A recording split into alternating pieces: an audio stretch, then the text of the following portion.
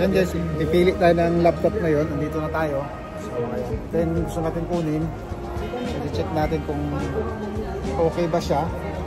Pero wala naman din naman kailangan ng napakamahal na mga. Ilipat natin yung files dun sa nasirang laptop natin para sa bago.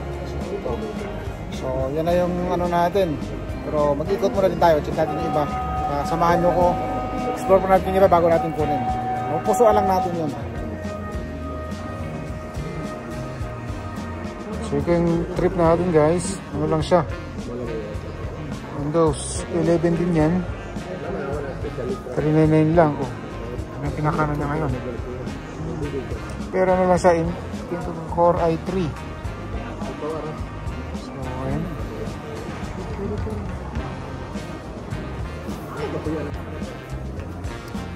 ayan mga Mac.